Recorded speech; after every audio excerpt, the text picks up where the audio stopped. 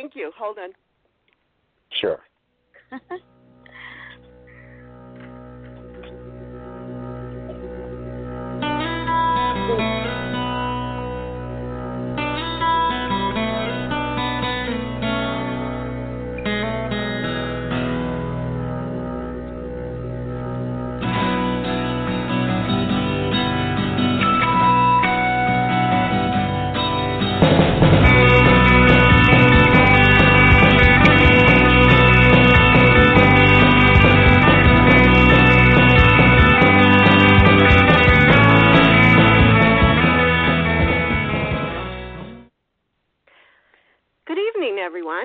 Welcome to Take Two Radio Soaps and Review. I am Pam, your host, and tonight we have a full house. Wow, my board is lit up. I know it. So is mine. First of all, yeah. First off, I have all my co-hosts, so let me say hello, David, CAROLYN, Anthony, and Candice. Hey. Hey. Hello. Same bat channel, different bat time. It's what? I said same bat channel, different bat time. Exactly. Yeah. and different bat day. So, anyways, tonight also joining us, and we are thrilled to death to have actress, producer, writer, director, and all-around superwoman, Barbie Castro. Oh, and thank you. and she brought some friends.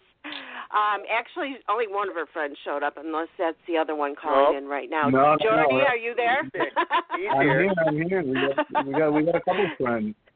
Okay, we have Jordi Vilasuso, and we have Brian Patrick Clark. Welcome, everybody. Hey, guys. Hey. Hey. Hi, very much. From all parts of the world, everybody's everywhere. I know, Barbie, you're in Florida, and Jordi, are you in Florida? No, I'm in Los Angeles. You're in Los Angeles. Oh, okay. Mm-hmm. All right, and Brian?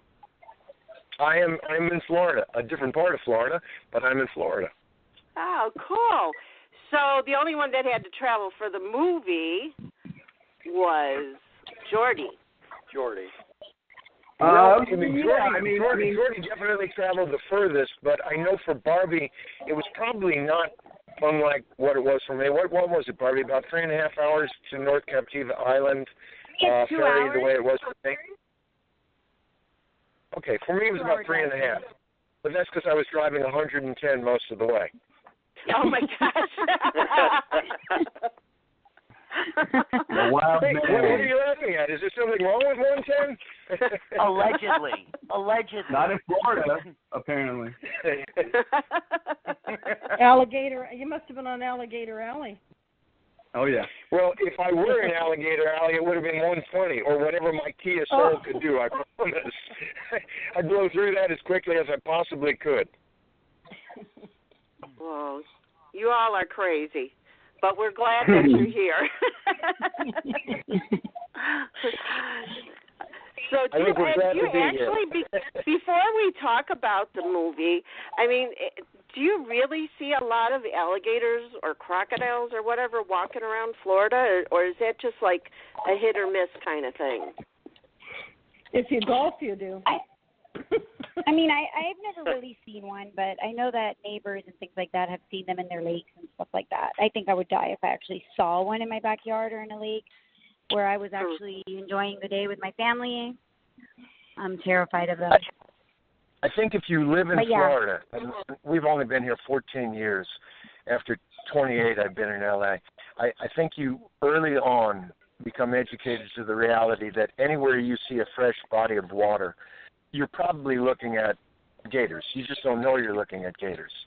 And you're also probably seeing home for water moccasins, you know. And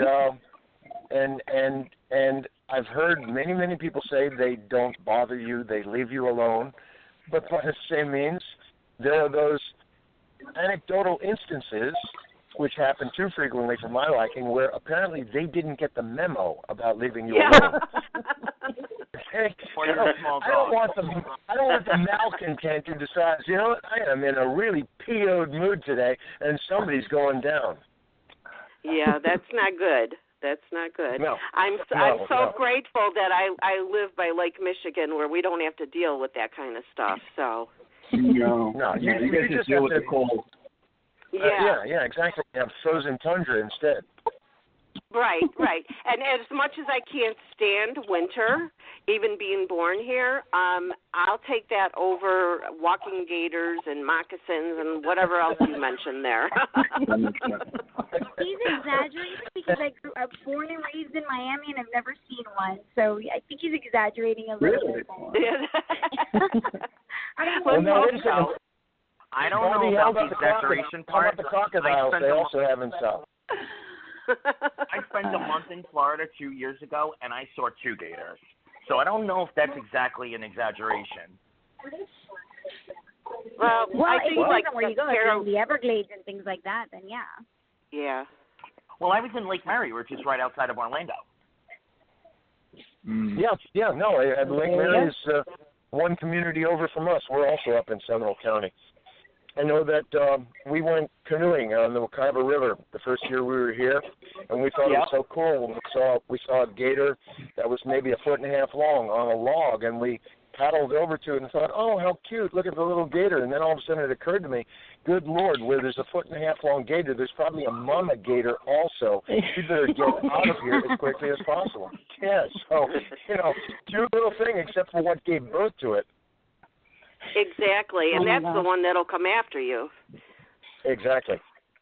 So, well, let's move on to Barbie's brand new film that also includes Brian and Jordi, and we're so excited about that we can't even begin to tell you. And it's called Killer Island. So, Barbie, why don't you go ahead and start off and give us a little synopsis of what it's about and your character.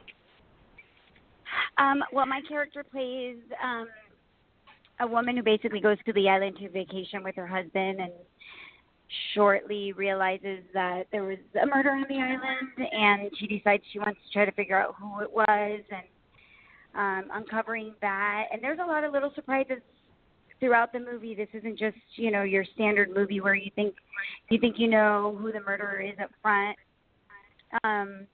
And it just has a lot of turns and twists, and it's a lot of fun to watch. And I'm really grateful that Jordi and Brian are a part of it. They were fabulous. And I hope that viewers agree with me when they see it. Oh, I Brian definitely know I will. My husband, he was great, too. Yay. That's very kind of you, Barbie. I'm really Thank excited about this one. You. You're welcome. You're welcome, Brian. You were great. It was a great experience all around. I think everybody just really enjoyed each other's company, and Barbie set up a great production. Everybody was really, really comfortable. We got to enjoy the island and do what we love. So I think Barbie, as a producer, she hit a home run, and because everybody was really comfortable and just really enjoyed each other's time, except for Brian. Brian and I kind of. Well, I'm a pain in the ass anywhere I work. It's why people are so glad I'm so old now that I rarely work, and it works for me also. I can be cranky on my own. So, I don't have to put up a front.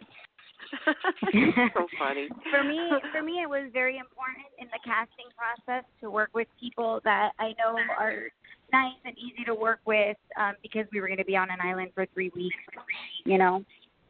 Oh, yeah, and definitely. sometimes you work with actors that request all kinds of weird things, and you're like, what? You're an adult. Go get your own groceries. You know what I mean? Yeah. So I think that Brian is exaggerating then, right? Oh, he's great. No. He's great. He got along really well with Alan, the director, and so did Jordi. Actually, everybody was really great. To the point where I think we had too much fun and a little too much relaxation, where in post-production I realized we were missing a lot of shots, and I was like, oh, my God, we're missing this shot. Why didn't we get it? Oh, because maybe they were having a cocktail last night and they forgot. Little things like that. Not the actors, of course, but you know what I mean. I think we had a little too much fun some days. Yeah. Including myself. Well, I think it breaks it up a little bit, so. there was an incredible amount of fun, and yet one of the things that I found really extraordinarily compelling, and for me, kind of a nice way. I felt like if I never work again, it's a nice thing to end on. I was lucky enough that I headed out to L.A. in '76 with a crazy dream, and was able to make a very good living for a long time pursuing that dream. And working last year, I liked being with the younger actors, which was a great deal of fun. They reminded me of being at a point in my career that had happened for me decades earlier. I love their enthusiasm. I love their passion. I love their commitment. I love their work ethic. I love being around them. And I felt the same way about the production team as a whole. And I think it is a remarkable team that you put together, Barbie. You've mentioned Alan, our director, who was a joy to work with. He, to me, was the ideal in a director. He directed what was necessary, and he just stayed out of the way where it was not a necessary adjustment in a scene. And every time that he made a suggestion, to me, I certainly would speak for, but I know you'd like to add as well, Jordi, it was always spot on. It was always an enhancement. Yeah, I think. Well, Alan is an actor himself, so he really understands what it's like. And when you have someone like that who can really relate to what you're going through and what you're trying to communicate in the scene, it's really to the benefit of the actors when you have a director that can work like that and with us. And he's also a great guy. He's got great stories. He's inspiring in his own way, and him and Barbie, watching their dynamic was awesome because these two would like kind of get into it. You know what I'm talking about, Barbie? Kind of, but then it just kind of fizzled out. We're like family. Kind of fizzled away. So it was fun. It was fun, and what can I say? I totally agree with you, Brian. He's great. Yeah. Thank you, brother. Well, it's wonderful to have affirmation from the handsome young man with the Billy Zane eyes. That's all I can say. Even when I was good looking, I was never that good looking. In fact, I'm not even sure I was good looking. This guy's great looking, and he's got the Billy Zane eyes to go with it. Oh boy. You guys are both very good looking. Everyone in the cast is very good looking. Except me. Yeah. Oh my God. Yeah. No, you're just a babe. And that pitiful, decrepit gentleman you're married to, Eric, who looks like he could still go on a forced 20-mile march carrying an 80-pound backpack and knock it out like nobody's business. I mean, a former U.S. Marine and stud and handsome man. The two of them have two beautiful daughters, so that even added to the family feel. Yeah. Thank you. I'm very lucky to have crossed his path. I always ask him, if we were on The Bachelor, would you pick me? I don't think you would. We tease about that.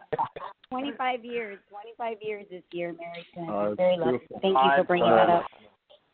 Well, congratulations on that. And Brian, before I ask you to tell us who your character is in the movie, I want to say that it's taking everything in me not to call you Grant Putnam. I'm flattered by the remarkable memory that you evidence with that, but I can assure you that if that were the case, I'm the likable Grant.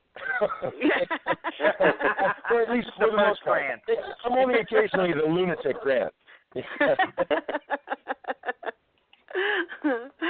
Oh my gosh, yes, I loved you on General Hospital, and I know you've been on other soaps as well, but that one is a standout for me because I was first an ABC soap watcher and then moved on to the other ones as more of the ABC soaps started dropping like flies. So they did. Yeah, so it's a shame. I was lucky to be part of a dynamic once upon a time that will never be recreated. There's simply far too many, in some instances, programming choices, the multitude of channels that people can select from, the variety of providers. I was lucky to be part of something that was kind of a three-network universe and a couple of independents, and it's a time we'll never see again. I think that's cool. I think that viewers have more choices. Actors have more jobs. Yeah, exactly. Well, why don't you go ahead and tell us who you play in the movie? Sure. I play Gordon. And that's you it. want something beyond that? And he sits there watching for the gators. Gator hunter. That's the limit. I didn't want to overdo the the dramatic pause there, but yeah, Gordon is kind of the local transplant, and he's been on the island and owns this bar and grill. We didn't see a whole lot of grilling going on, but I'm sure there was some in the kitchen. But definitely the hangout, the cool spot, perhaps the only spot, but certainly fun to be the equivalent of like the barber in the barber shop, if you will, because it's a hub of activity, and I'm a very, I don't want to minimize any character, but I'm a very secondary character. No delusions of grandeur. The stage belongs to, among others, the two people I'm on with right now, Barbie and Jordi, and I'm there to help advance the plot. That's the role I play.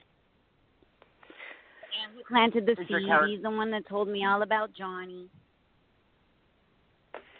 Yeah, you did. I wouldn't call Brian a secondary character because I don't know. I think he shines in the movie, and I think he brings a lot of that charisma that you probably saw in General Hospital. He shines.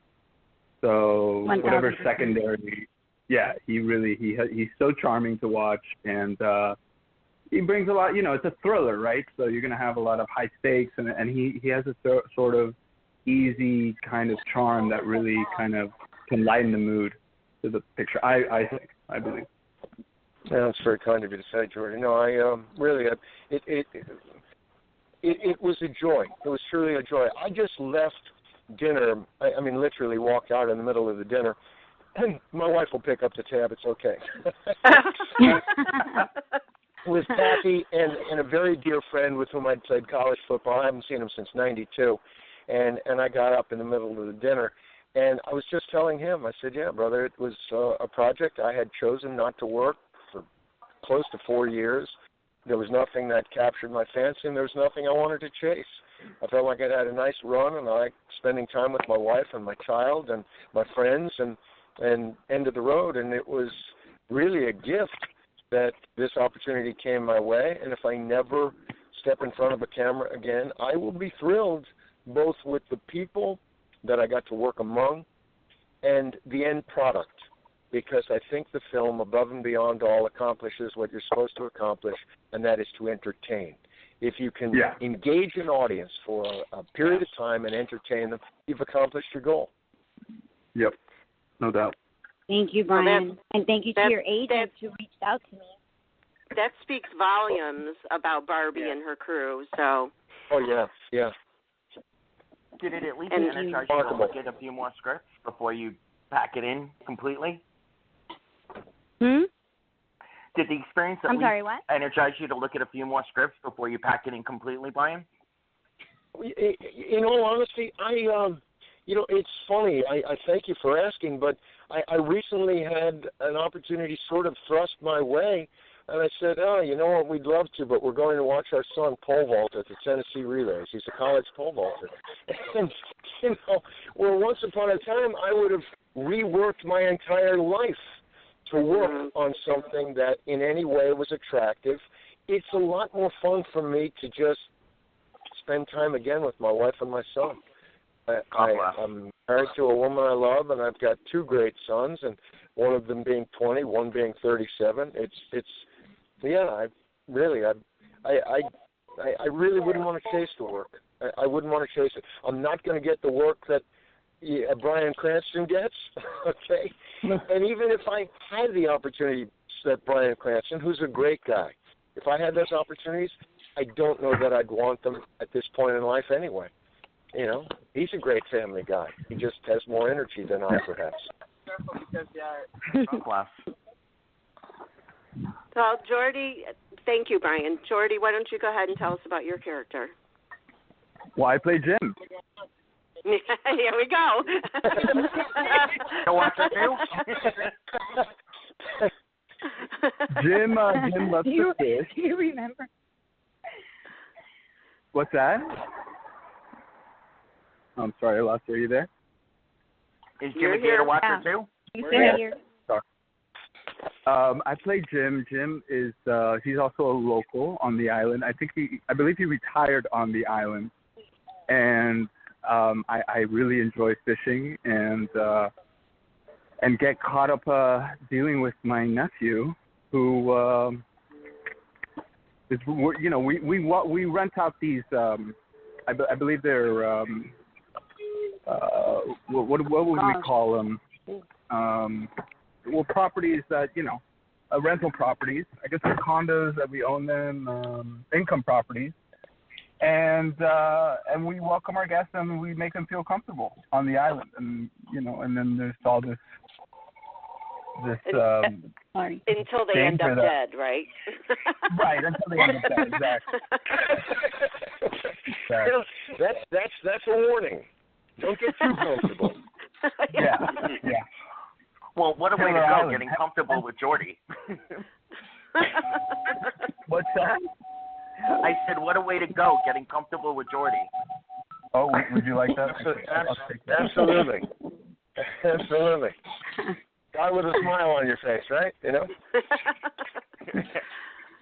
Well, does any of my co-hosts have a question for Brian so we can let him go and get back to his dinner and his wife doesn't get stuck with the bill? I do. I have a question for Brian. Okay, David, go ahead. Brian, I remember David. you way back in the 70s. So what are your fondest memories of Dick Van Patten? Wow, my fondest good question. Yeah, thank you. You do have a great memory. My fondest memories of Dick are that he was what I think I over time came to most appreciate in anyone who chooses to have a family. He was a very devoted father and husband, and he's got 3 terrific, athletic, handsome sons to show for the marriage that he and Pat have, and Nels remains one of the dearest friends that I left behind in L.A. when we moved here. And I think Dick was a marvelous example of the fact that the business, a career, and a family are not antithetical. Very well said. Yeah. Very Wow. well. Yeah. Very well. Thank you, Yeah, Brian. I watched 8 is Enough, too. That was one of my favorites. So I remember you from that as well. Well, thank you. If I that got lucky. doesn't date me. No, but you know what? It was a great family show, and again, I stepped into it. I was not part of it in the early going. I came into it in its 4th of 5 years. I was lucky enough to work on the last 2 years. It's kind of like General Hospital. Pardon me. I came in when it was in its 20th year. So I feel like I'm the guy who was lucky enough at least a few times along the way to step into winning lineups. And all I had to do was get up there and do what was required of me, and I knew that everyone around me was going to be hitting on 8 cylinders. Oh, wow, no pun intended. Certainly 8 is enough. Does anybody here remember when cars had 8 cylinders? And 8 tracks. Yeah. Hey, you know, 8 tracks, good Lord, how about AM radio? Right? What's radios. That? What's AM radio? That's AM, right. And how about when most of us, if we had TVs, they didn't have this thing called living color. They didn't even have color. Yeah. Blasphemous. They didn't even have a remote. You had to get up to change your channel. No. I think America's obesity problem was a bit less epidemic than it is now, perhaps. And that may be in some ways a correlation. I'm just throwing that out there. Yeah, and don't forget, you also had to get up and adjust the antenna or the hanger, whichever one you had up there, too, when your TV was fuzzy. Yes. Well, it usually began as rabbit ears of some sort, and then when somebody in the family broke it, it ended up as a hanger. You're right. Yep. And then what was it? Was it Joan Crawford or was it Betty Davis who came along and destroyed all of our lives with no more wire hangers? Yes, Joan Crawford. I mean, thanks a hell of a lot, Joan. At least we had reception. Right.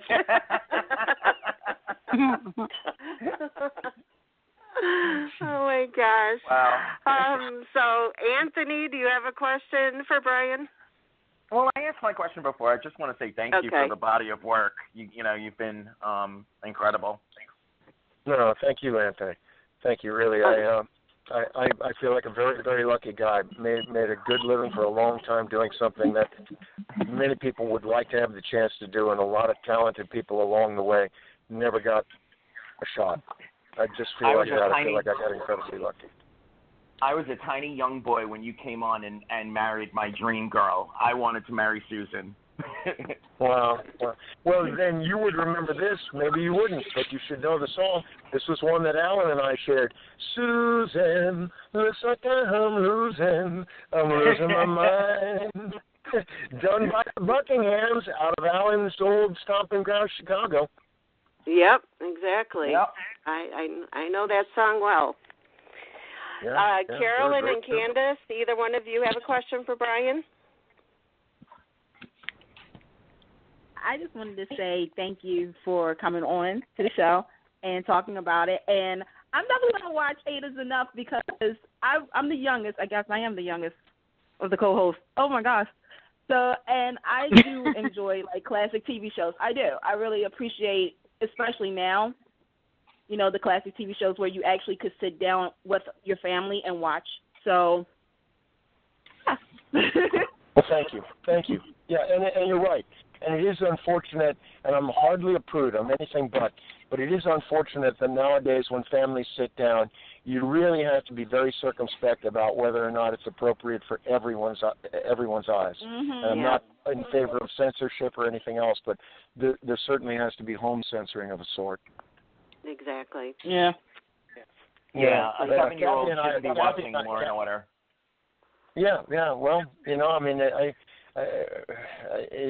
there's a lot of great stuff out there, and I didn't watch John's work on the show, but Full House, classic example, and having worked for a year and a half with John Stamos, I think it's terrific that he cared enough about something that was a great springboard for his career that apparently it's back in a Fuller House version. Yep. I think we need more of that. Exactly. You know what? I absolutely love time. Fuller House. Fuller House rocks, let me tell you. I I do love have a that the second whole question. cast is back, and and there's new members that you fall in love with, and it's something that I'm watching with my youngest son. That he used to sit there and watch the reruns of Full House on Nickelodeon, and I say, "Oh, I used to watch that too, Mom. They had that back in the day." I'm like, you know what? Go to your room. No, exactly. And I got to tell you, if any character in the history of television ever played the drums as well as Uncle Jesse, then then I don't know who that would be. Yeah, it was great. I love it. Anybody else? Anything for Brian so we can let him go? Carolyn here. Mm-hmm. Hi, Brian. Hello. Hi. Did you say hello or say goodbye?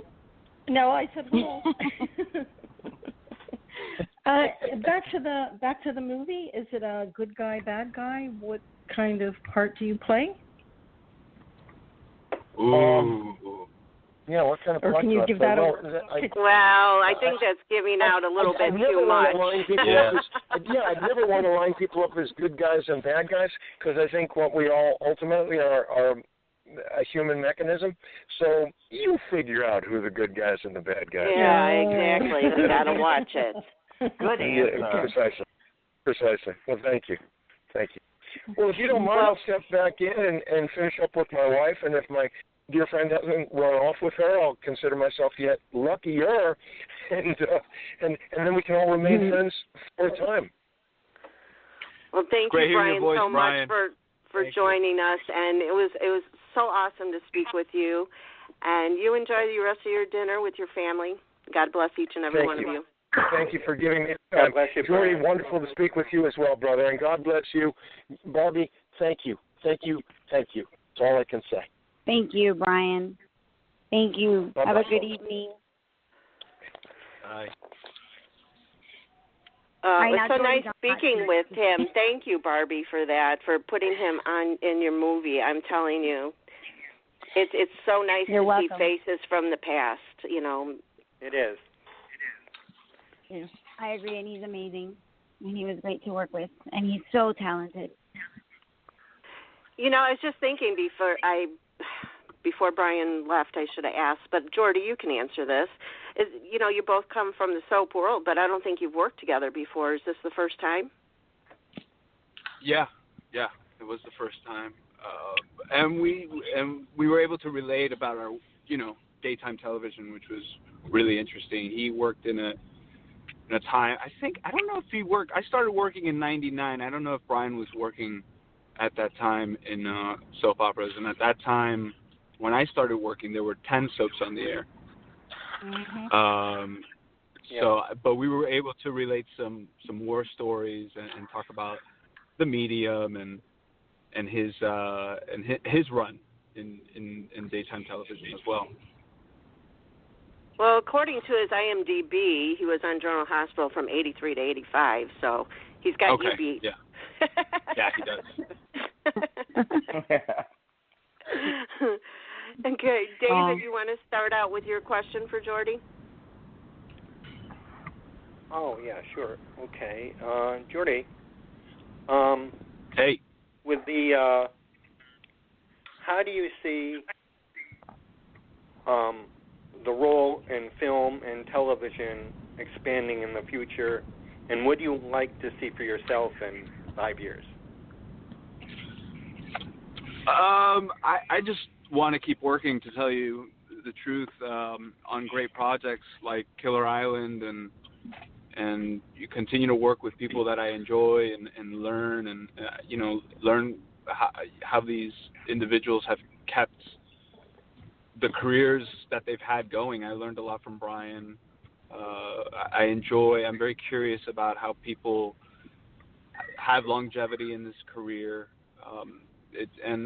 For the next 5 years, I just, I'm really grateful that I've been able to consistently work and consistently hustle. In terms of this TV movie dynamic, it's kind of changing really fast, because streaming television, which Fuller House is on, it's on Netflix, right, has really taken over. It's a behemoth. My kids are gonna be more in love with YouTube stars than with people on television or movies. So it's really telling that people are gonna be able to create their own content much easier. They're gonna be able to tell stories and go after specific audiences, which is a good thing. I mean, there's a lot of people who aren't able to tell their stories because of the challenges, as Barbie knows, of putting budgets together and getting everything together. And it's a brave new world in terms of telling your story, whether it's hosting or acting in a narrative structure. For me, I've always gravitated towards movies because I'm so inspired. I'm actually on my way right now to go see 2001: Space Odyssey, which was a Stanley Kubrick film. Masterpiece. My wife gave.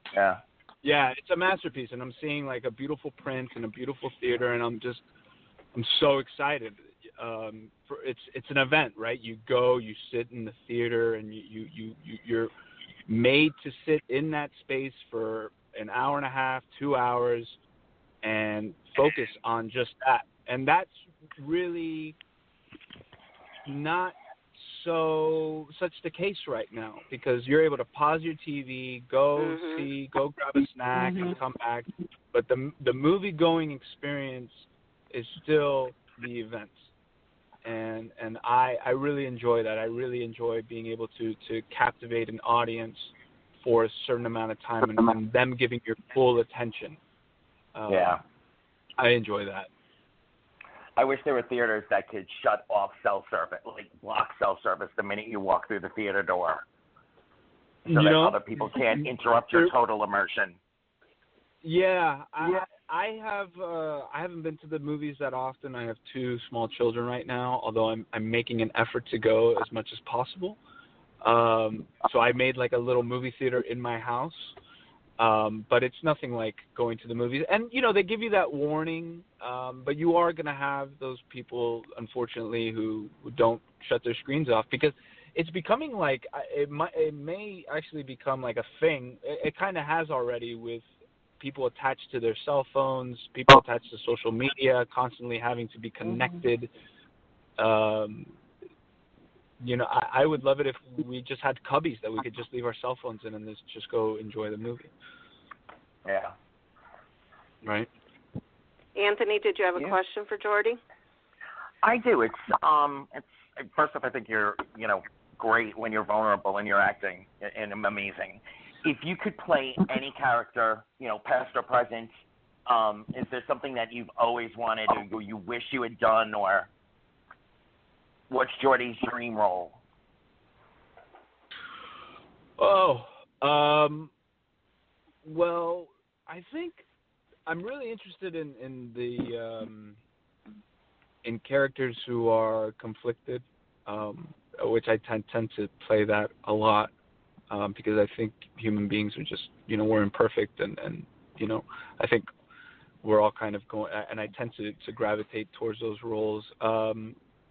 I would love to do, now that I have children, I would love to maybe play a cartoon character, something in the animated genre, which I haven't really done before. I think that would be a lot of fun. And of course, there's the allure of the comic book. I grew up, really enjoying comics. I think, I think my type, if you will, could play like a comic book character or a superhero kind of character. So I like that, and I love how they're kind of not all told the same way. They're really expanding on how these stories are told. So it just being strictly, this is going to be a comic book character, a comic book movie with a lot of explosions and whatnot. Yeah, that's in there, but they can be very human stories that also have this supernatural context that I think we all love, because we want to transcend our human experience, and I'm very attracted to that. Awesome. Thank you, Anthony, for your question. CAROLYN, did you have one for Jordi? Hi, Jordi. It's CAROLYN. Hi, CAROLYN. Yeah. I'm good. How are you? Good. Good. How do you find it different doing a movie as opposed to a soap? That's very easy. On a soap, you're going very fast. You go. You go. You show up to set. You go to hair and makeup. You have a certain slot amount of time, and you show up. You hit your blocking, and before you go, you're just running lines like constantly. Right? You're just so. It's a very tight. They run a real tight ship. And you shoot out and you're done. And it's usually like it's the closest thing in the acting world to a 9 to 5, right?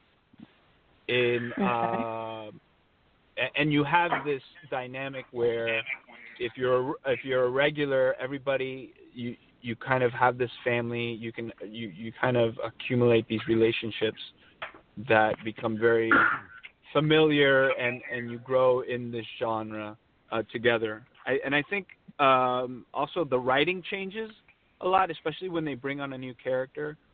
They're trying to figure out like how it's going to work, and so you're constantly getting new pages and your character's doing things that you're like, oh wow, he's going to do this now.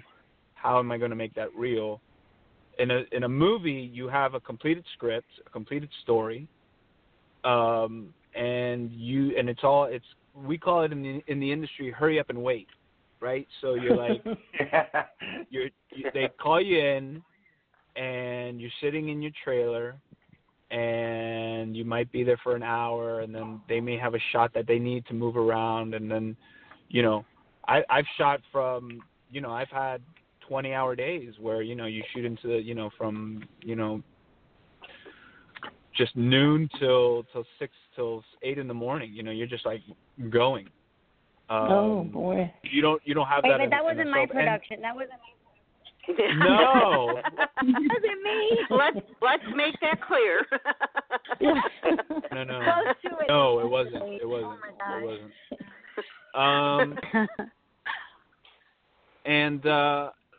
And it's and you have different. You have a master, then you have close up, then you have coverage, and there's directing in a different way. Whereas a soap, like if you kind of get the note, the direction, right? If you kind of get it, they'll let it slide.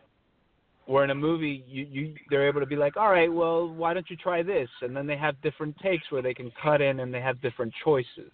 In a soap, you're getting one choice. Right. You're getting one of the actor's choices. So that's so really the difference. It is quite different. Yeah. Thank you, Carolyn. And I purposely left Candice to last because I know she's sitting there drooling and she's got a bib on, you know. So it's gotta be real wet now because I know she's like crazy about Jordi. So what's up, Candice? Hey, really? Okay, seriously, you didn't have to put me out like that. Okay. Yes, she did. She did. I'm gonna be professional about this one. Okay. So my question is this, Jordi. Okay. What would 2018's Jordi tell the 1999 Jordi? What life lessons would you tell him? Oh, wow. That's a good one. That's a good one, Candice. Oh, man. Wow, that's a deep breath right there. Nice job, Candice. I'd say just try to enjoy the ride more. You know, I tend to I tend to sometimes take myself a little too seriously, especially in this job, and in life. So I'd say just take it easy, man. It's all gonna work out, in one way or the other. So I think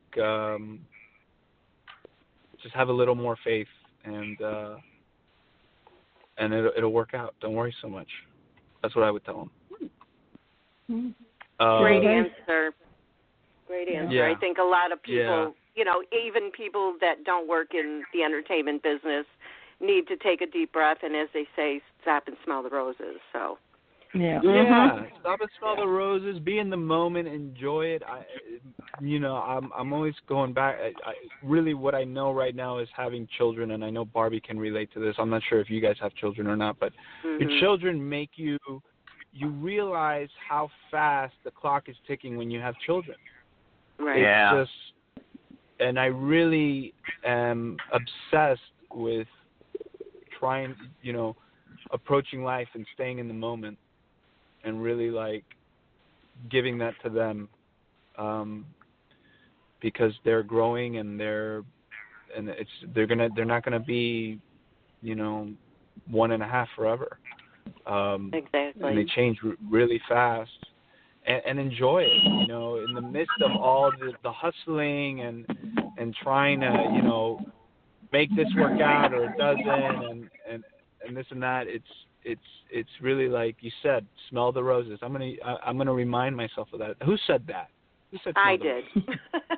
Pam. Pam. Thank you, Pam. I like that. You're welcome. Thank you. You're welcome. And watch your kids smelling the roses, because sometimes looking through their eyes, it shows you something completely different. Yeah. It really does. It really does. God bless. Well, Jordi, I thank you for your time. We'll let you go so you can go out and smell your roses now, because I'm going to be tweeting to you and ask you if you did eventually. So no, I'm only kidding. No, please, I will respond. I mean, Twitter, I know I have to work on my social media more, but that's probably because I'm trying to, do whatever it is I'm doing with trying to stay in the moment. I get very distracted with social media sometimes. I find myself losing time. You know what I mean? It's a full-time job. Mm-hmm. Right? It's a whole thing. It's overwhelming. It's a whole thing. It is. Yep. But I will respond to you, so thank you. And thank you for your questions. They made me think about things. Barbie, thank you for being who you are. And she is, ladies and gentlemen, this woman is, I applaud her hustle so much. She doesn't take no for an answer, does what she says she's going to do, and she makes things happen. And in this industry, there's not a lot of people who have the, I'm going to say it, cojones. Barbie understands it, to do what what Barbie has done. So Barbie, I really applaud you, and thank you for bringing me along on your trip, on your journey. Thank you, Jordi. Thank you, and I hope Jordi, to enjoy again the movie someday soon. Yeah, for sure. Thank you, guys. Have a great one. You Thank too. you. Thank you. Bye-bye. Bye. Okay, and then we have Barbie down to, we started with her, and now we're going to end with her. Thank you. It ain't always the beautiful lady sings. Yeah, I have to say that, the last time we spoke with you, I said that you were, I believe I told you, I know I was thinking it, that you're such a strong, powerful woman, and I admire you, and I admire what you do and how you present yourself, and all the things that you've accomplished. I mean, you should have, shelves full of awards, not just as a filmmaker or an actress, but as a woman and as a mother. And as a wife. Thank you. You're going to make me, I got teary-eyed. No. A lot of work lately, just a lot. I have one movie in post-production. I have another movie in pre-production, and then I have Killer Island, the release of it this week that I've been working really hard on as well, and putting commercials on LMN and the press and all kinds of stuff. And like Jordi said, I have a family as well, 2 daughters. And we're going to North Captiva Island this weekend, actually, which is where we shot the movie. And it's overwhelming. It's different compartments and different things. You have to just literally say, okay, I'm going to step out of this persona and step into this one now. And like Jordi said, put away my phone and focus on my family. And but it eats up at me sometimes, and I'm like, okay, when everybody goes to sleep, maybe I can grab a couple of hours and do a little bit more work when nobody notices, or when no one's around. So that's why I work such late hours, Yep, I can understand that. I think it's that way for a lot of people as a parent alone, let alone everything else that you do. So again, I applaud you. I want to mention for our listeners that Killer Island is going to be debuting on VOD, Video on Demand, and Amazon on May 25th. So be sure to check that out. And David, do you have a question for Barbie? I do, actually. So Barbie, when your plan comes together to put a movie, who do you answer to if you want a movie on Captiva Island? So the idea to do a movie in Captiva Island started about 20 years ago because I've been traveling to that island every year for 20 years. And I remember thinking, what if somebody lives on this island and they killed someone and nobody knows, and they're, 20 years ago, they didn't have water filtration systems, they didn't have telephones. When you went to North Captiva, you really did disconnect. And I wasn't really thinking that I would ever get into the film industry 20 years ago, but when I got back into it, I decided that I wanted to make a movie there. So I contacted Christine Conrad to write a script for me. So I really didn't, when I want to do something, I just figure out how to do it. My husband gives me that foundation, that strength that I need. If my husband wasn't on board, I just wouldn't feel complete and I wouldn't be able to do it. But I've been blessed that I have a husband that believes in me, and he gave me the, full reign to pursue this career. But every movie I do go to him and I say, hey, I want to make a movie, in North Captiva. What do you think? And all I need is like a yes or a nod or whatever from him, and then I feel like I can accomplish anything as long as my husband's by my side and just gives me vote of confidence. Now, he doesn't get involved on the day-to-day, but I just need that vote of confidence from him that it's okay. And it's not just in the film industry, it's with anything. That's awesome. That's awesome. Yeah. Thank you, David. My kids, too, they're very supportive. Like this last movie that we did, Marriage Killer, that's in post-production, the idea came out while we were having lunch one day. So that gave me the strength to move forward with Marriage Killer. And like that, you know. Which is your next movie, right? Marriage Killer is the one that I'm about to finish, yes. That's the next one. Oh my gosh! I just wonder how many more titles you can come up with the word killer. You know, she's like one of those mystery writers. There's a lot of other movies. Yeah. All of a sudden, there's a lot of other movies on LMN with the word killer. So I don't know if people think they're mine, but they're not. But it's kind of cool that they do think they're mine. I guess that was the point when I started. Oh my gosh. Well, anything you put out there, I'm watching. You know that. Any of my other co-hosts have a question? I do, actually. Hi, Barbie. I'm Anthony. Hi, Anthony. You're very strong in the business. You're very strong in your productions and so on and so forth.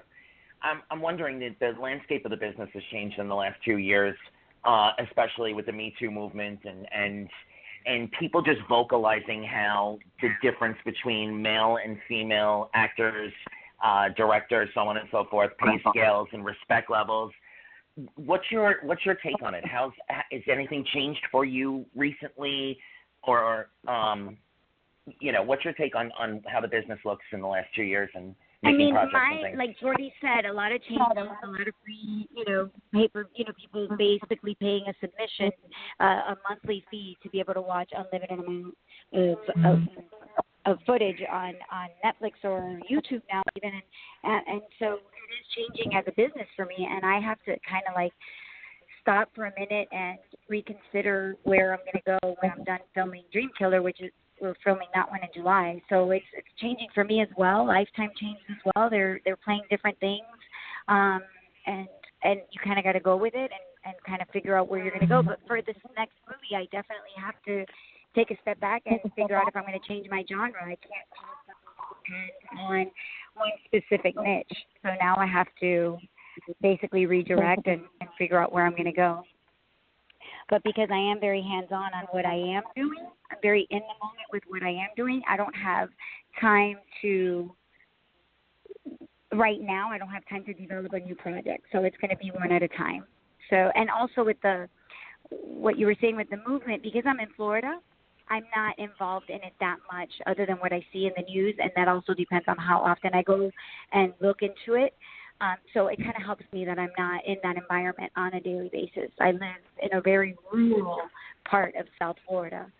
So that helps me in the sense that I can stay focused on what I'm doing and really research where I'm going and where I'm headed, and I'm not distracted by other opinions or things that are going on in my neighborhood or in my kids' school or things like that.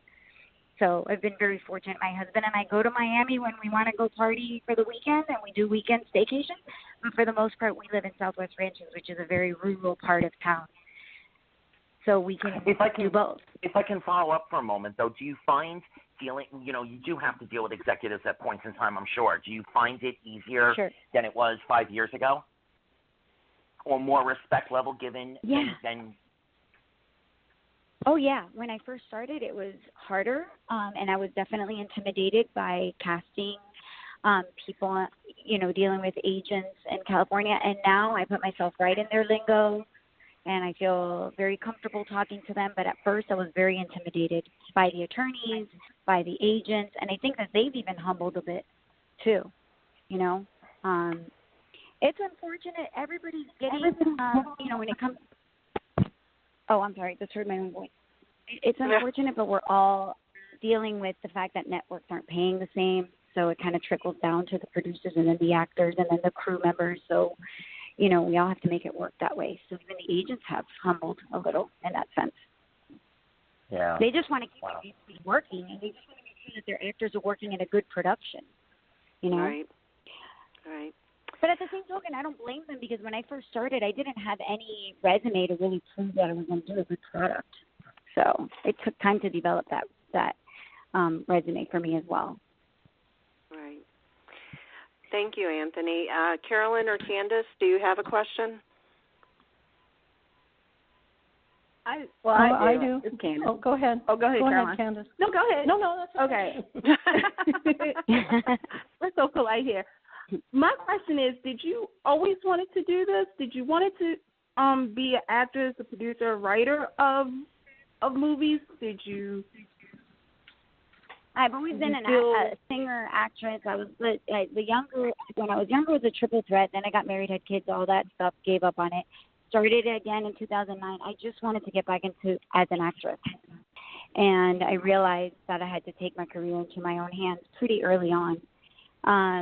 So that's where the producing side came in. But if I had, and maybe eventually I will just say, you know what, I'm done with the producing side and let me go ahead and just pursue the acting again. But it definitely started with the acting.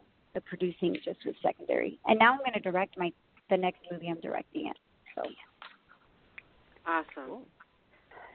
Another hat to put on. And again, it's not that I want to direct. It's just that I find myself that I know exactly what I want, so I feel like I can get it because I direct the post-production anyway. So. Right. Understandable. Thank you. Thank you, Candice. Carolyn? Hi, Barbie. Hi. I remember the last interview. It was great, and this one's great as well. As a woman boss, or do you class yourself as a boss? How do you handle yourself? Do you have some things that you do different? Because I know I've been in a business where I've been the boss, and it is different being a woman boss. I'm only as good as my team. I could never do what I've done without the people that I surround myself with, or that I have been fortunate enough that they have given me the time to let me employ them. But I very much see myself as an equal. I listen to everybody's opinion, and then I know that at the end of the day I have to make the final decision. I'm a team player. I don't like to see myself as a boss.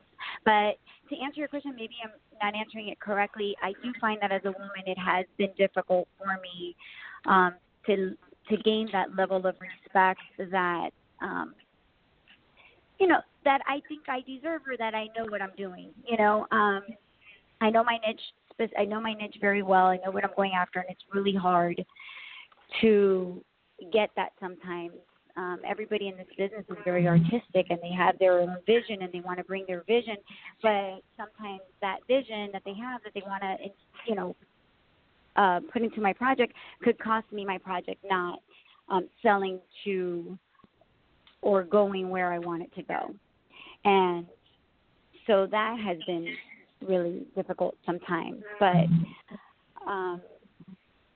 again, so you have to be strong. You have to be strong. You have to be strong. Be a team player and a leader. I guess more than maybe the word boss wasn't the right word. Yeah, no. And when you're actually in production, and then the ball, and it's like a snowball effect, and you realize I'm standing back, going, I'm letting this person roll with this, but can I fix it in post production?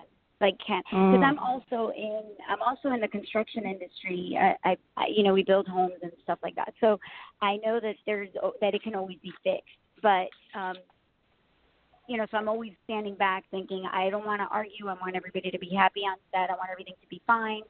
If I need to talk to someone, I might pull them to the side. But for the most part, they can talk to me exactly how they feel. We've developed a relationship where it's like family.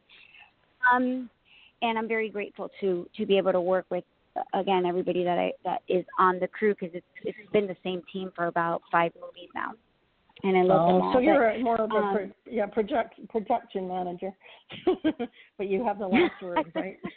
Pretty much. No, Carol Good is our production manager, and she's been amazing. So I've been, like I said, I listen to whatever they have to say, and at the end of the day, I know what I want, and I know that I have to be able to put it together in post-production with the team that I have in post-production, basically. Yeah. Yeah. Yeah, she's tired It's just saying it. You can tell. Yeah. It's a lot. It's a lot. Like for Yeah. we had to do 2 days of reshoots, so yeah, it's a lot. Yeah, but it's worth it in the long run. CAROLYN, thank you for your question. And Barbie, we're going to let you go so you can get with your family and enjoy your downtime with them. Tell Taylor we said hello and congratulations on her graduation. Yes. Thank you. Thank you. You're welcome. And even though before you let me go, I don't know if you know this, but did you interview Miguel Saza too back in the day, last year? No. He was one of the art. Okay, I was going to say because he plays the lead in Killer Island. He plays Johnny. So I thought maybe you had interviewed him last year when we were releasing his music. But yeah. No, so that'll we be another interview didn't. Then. Yes, exactly. We'll have to set that up. Yes. Well, you enjoy your downtime, your Memorial weekend. Have a safe and blessed one. Yes. Thank you. Good night, everyone. Thank you for your time. Good night. Thank you for enjoying. You're welcome. Stop and smell the roses. Yeah. Bye. Bye-bye. Okay. Thanks, Barbie. Oh, my gosh. Wow. That was jam-packed, huh? That was very great. She's a dynamo. Oh, my goodness. That girl is Candace dying over there because I called her out? I mean... She'll be replaying this. All night long. I didn't expect y'all to do that. Okay. I'm like, okay, no, they didn't just do this to me. And I'm like, all right, I'm okay, I remember that. He did, and he did his own tweets too. So you're there in the tweet. My goodness. Yeah, Candace, he's gonna remember you. And that's a good thing. You're a heck of a lot of energy, and I mean that in the best way. Right, right. Well, you've got it now, Candace. You better work it, honey. You better work it. Get on that Twitter. It was actually really fun to hear her flounder a bit and not be so stalwart. It was a lot of fun to hear that. She was lost for words. You know what? It's funny because I was like, okay, they're going to go in the order. I was like, okay, I know they're setting me up. But I wasn't prepared for that. See, what you talk about in our little group chat? Mm-hmm. Never again.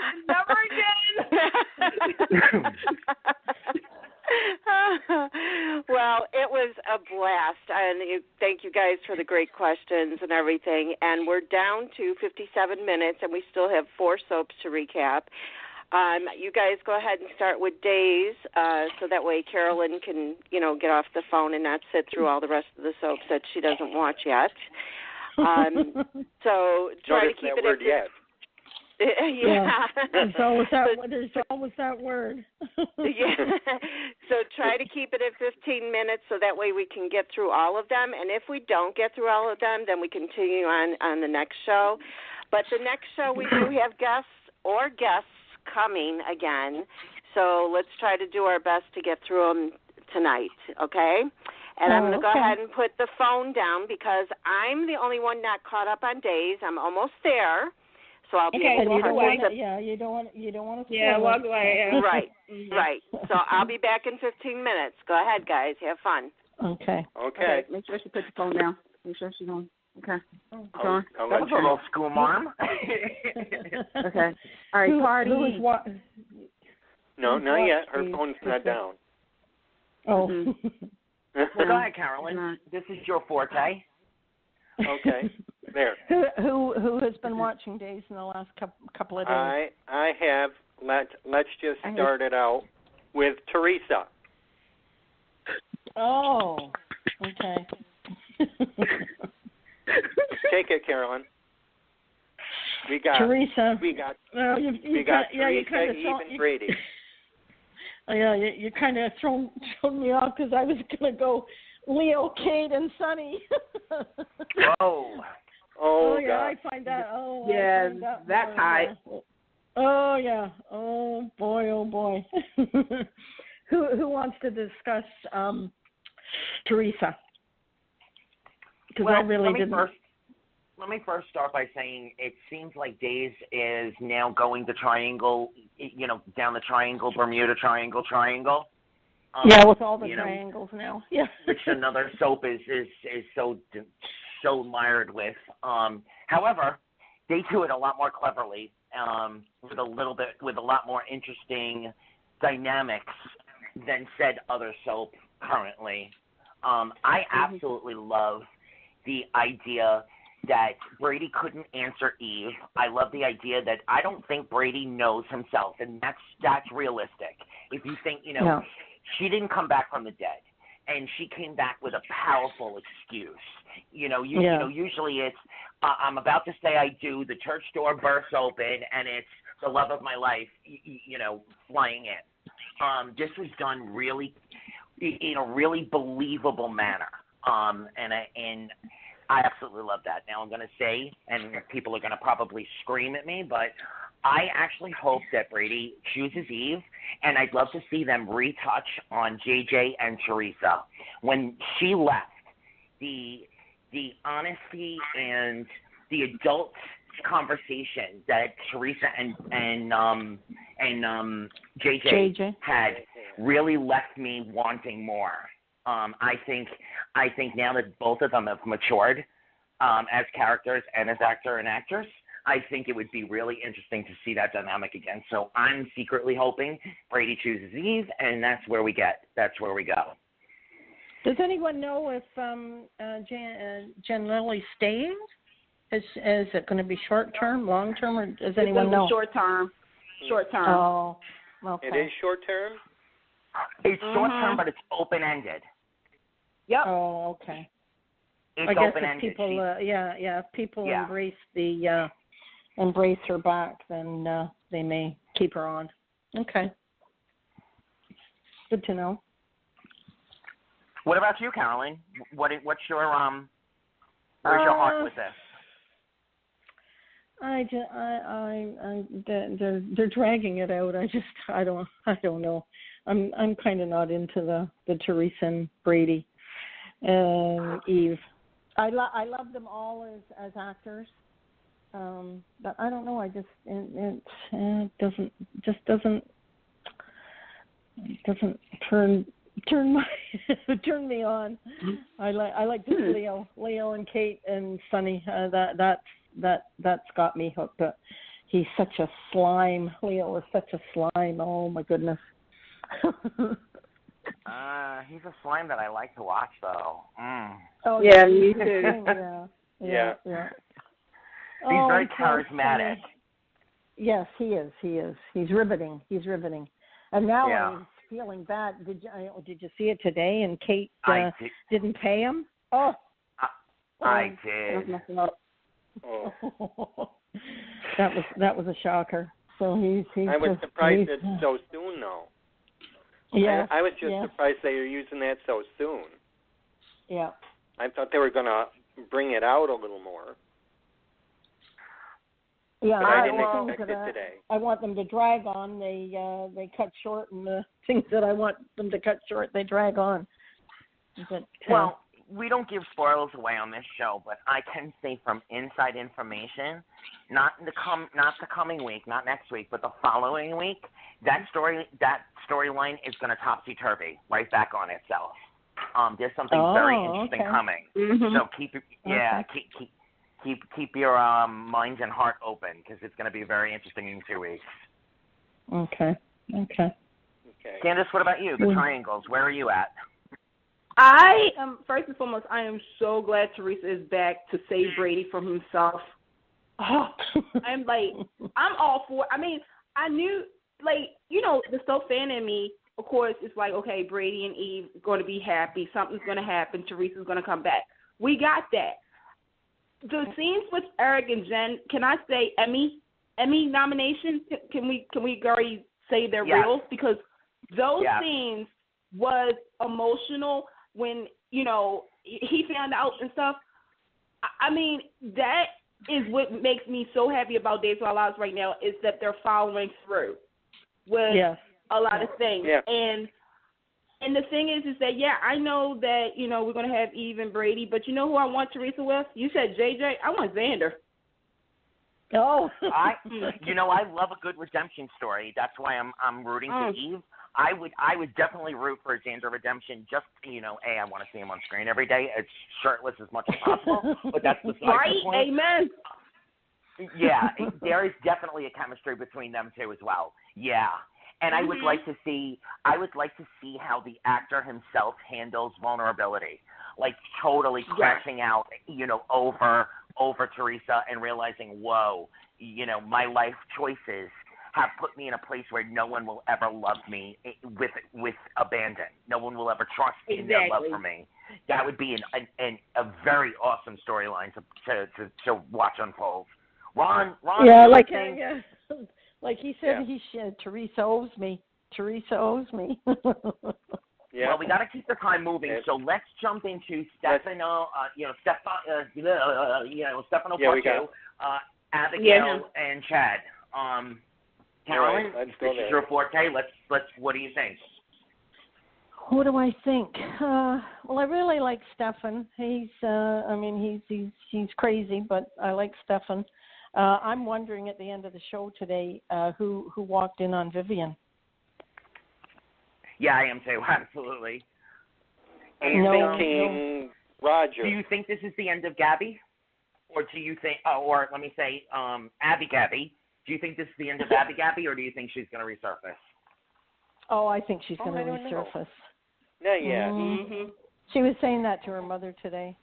What if she comes back, and Jen saying, "Oh no, it's now that you've resolved all this." Well, she's not totally integrated yet.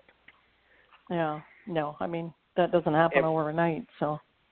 Yeah, that's not going to happen. Well, overnight. it's a soap opera world. Yeah. But nothing's happened. People have been, they've been paralyzed and they're up and dancing, a week later at the nurse's ball. Oops. How do you think people are going to take Kate Massey coming back? Is that going to be a good transition, or? Yeah, I don't really think there's going to be much blowback. She's powerhouse, and people hated to see her go. People are loving Marcy, but they're both on par as far as their abilities are concerned.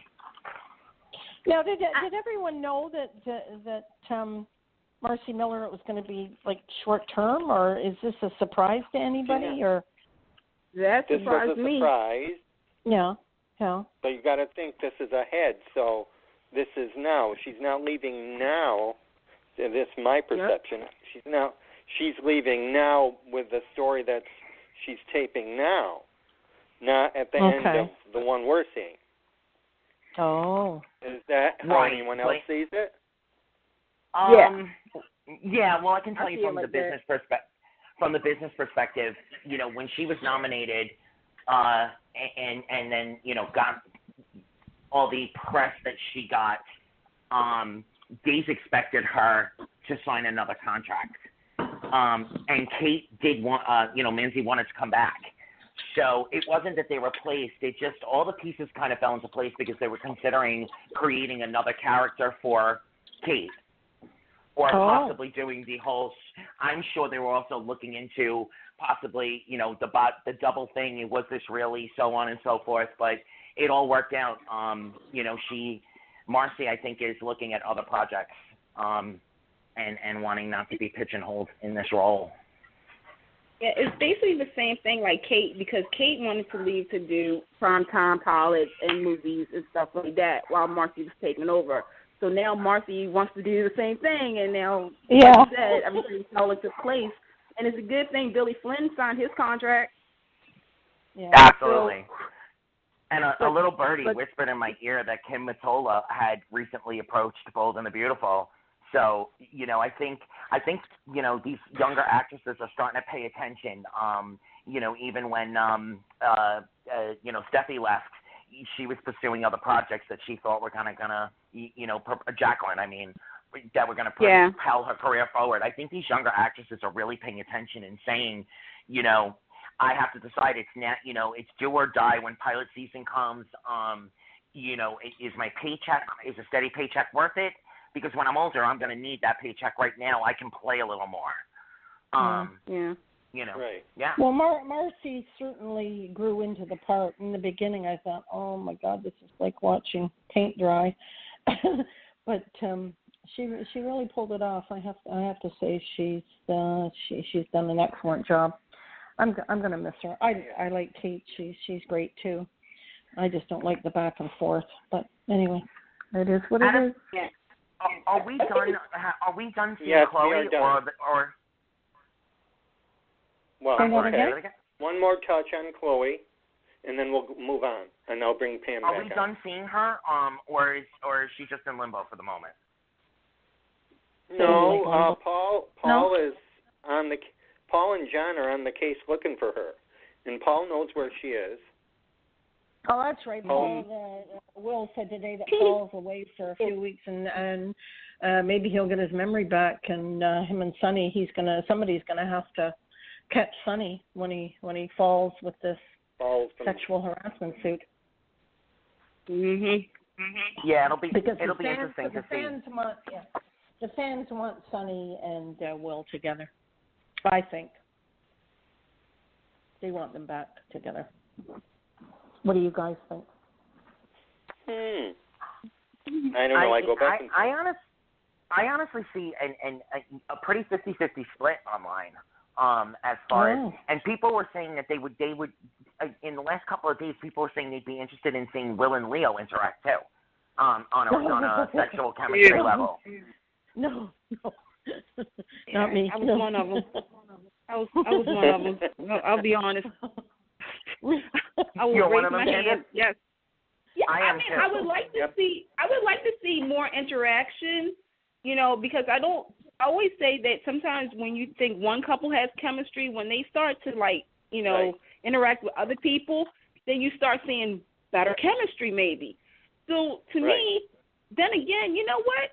Let all four of them have it out. There you go. Let's do it. You know, in the community, there'd be all kinds of parties where all four of them were having a good old time. And James would be the soap to try something like that out. You know, Y&R is doing the open marriage. It'd be fun to see Days do, you know, as clean, you know, much cleaner than we see in one of our independent films, so to speak. But it'd be interesting to see, you know, Days play that out a little bit too.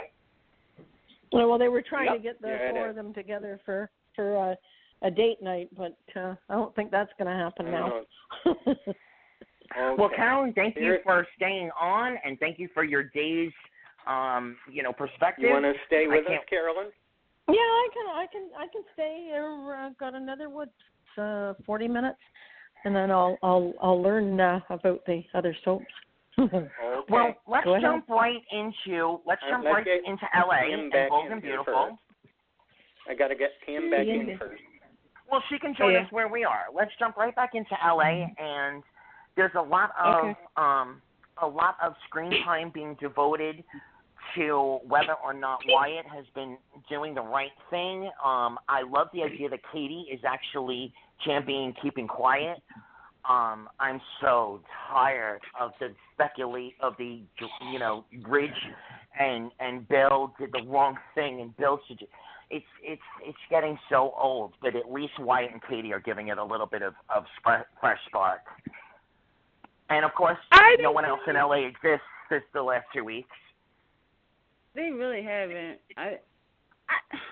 I'm trying. I'm afraid the rest really of them all trying. got killed in the mudslides. The rest of LA must have got killed in the mudslides because the only people left are Brooke, Ridge, Bill, Steffi, Liam, Wyatt, and Katie. Yeah. Wait, did I forget Liam? No, I think you remember. No, you know who you forgot? You forgot that one guy, the one that's expecting a baby.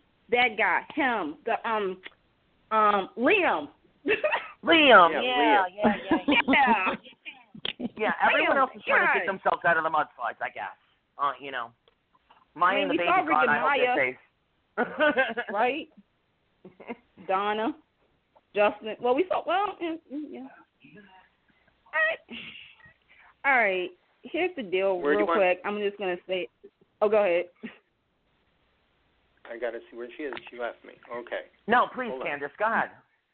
Go ahead, okay, Candice. As a full-fledged member of the Bold and the Beautiful family, whatever, I'm kind of ready to tap out because the same old is happening. That happened 5 years ago. That happened 25 years ago. Yep. Okay, guys. I'm back. Did you miss me? All right. Yes, we did. Nobody told Pam what we talked about. Well, thank you, CAROLYN, for joining us tonight. We'll let you go so you can go enjoy your Memorial weekend. I hope you're doing something special. Yeah, I'm doing something special. But I said I'm gonna get some training. I can stay on the line for for a little longer. So. Oh, okay. All right. Thank you. Yeah. All right. Well, good. before we go into Bold and the Beautiful, I just want to announce to our listeners that you can now listen to us on iHeartRadio. Look for Take Two Radio. That's with the number 2 under podcasts. So we're very pleased about that. And let me see if I can sum this up for all of you guys for Bold and the Beautiful. And then we may not have to go any further, okay? Okay, Steffi, I love Liam, not you, Bill. Steffi, I love you from Bill. Hope, I love Liam. I can't believe we're finally getting married. Wyatt to Liam. I need to tell Liam the truth. Bill to Wyatt, come here, son. Let me bribe you with more wealth and power. Wyatt to Bill, God, I feel like I'm making a deal with the devil. You think? Wyatt said maybe Hope is not who Liam is supposed to be with. I was thinking just because they were in love before doesn't mean that they are destined to be together now. Otherwise, no matter what Steffi did, they would have not been married the first time. And scene. You've been taping this, haven't you? Pam, I literally just told them, I said it's the same old from 5 years ago. It's the same old that was 25 years ago with Brooke, Ridge, and Taylor. Exactly. It's new, they haven't even changed the dialogue. They've changed the characters, but they haven't even changed the dialogue. It's sad. They're recycling the scripts. They're recycling the script. It's frustrating. It's just, I literally for 2 weeks I was like, please, come on, something changed, something happens, like a bombshell. Like say Hope is working undercover or something like that, or Hope is it. But I noticed, and I don't know if you guys noticed. Have you guys noticed that Hope is kind of acting like her father in a way?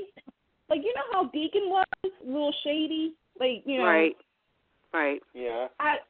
That's the only change that I've noticed in Hope, but this is still the same story. Right. No, exactly. See, Candice, I have to respectfully disagree. She's not as strong as an individual. There's a serious flaw in the way they're writing Hope right now. The Hope that left would not say yes to a marriage proposal 5 minutes after the annulment papers, were signed. Exactly. The ink wasn't even dry yet. Yeah. She definitely came back wounded, and she's not the same girl that left, and it's kind of sad. It fits. They're using a character that hasn't been on canvas for a while to justify and play out the story they want to tell, but they're really damaging the history of the character, and they're really damaging the history of Liam and Hope themselves. And they're completely forgetting the history of Wyatt Liam Hope and Wyatt Liam Steffi. It just doesn't. Right. It doesn't. It's not fluid. They just want to tell these triangles so strongly that they ignore, a lot of the secondary history that should be part of these conversations, and it's really frustrating to watch. It is, and I have to say that one thing that I did enjoy from today's episode was that they chose the name Kelly for the baby. Absolutely. I got an issue with that. I have an issue with that. I'm sorry. I got to speak up. It should have been Phoebe. It should have been Phoebe, Kelly, Spencer. Well, There, maybe it'll be Kelly, Phoebe, Spencer. Maybe she'll, because they didn't say a middle name yet, did they?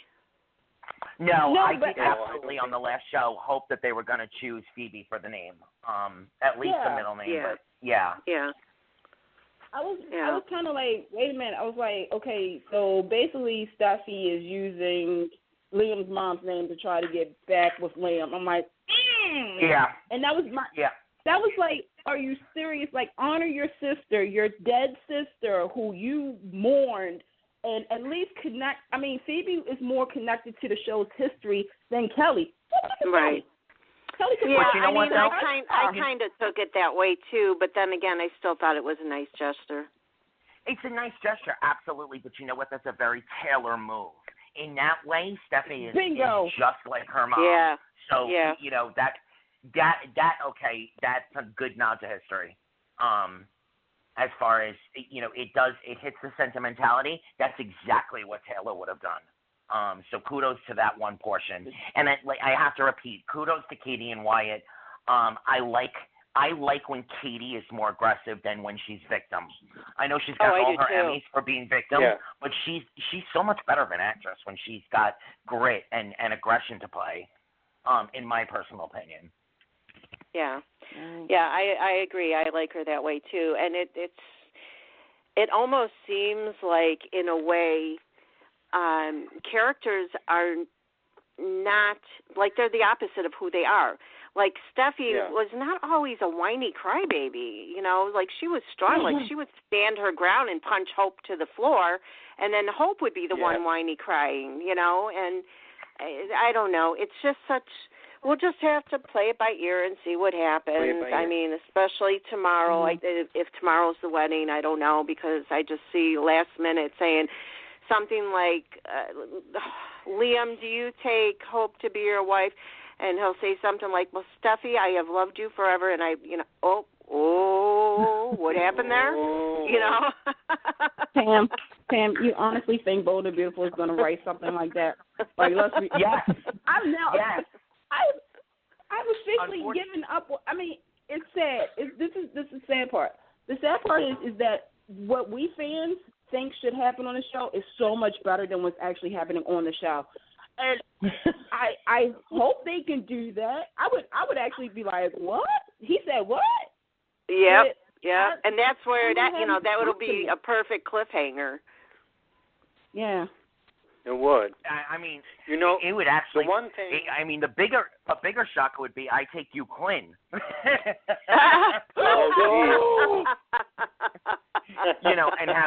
have the brain damage resurface. I take my you, Quinn. God, for real. Because he never went to the hospital.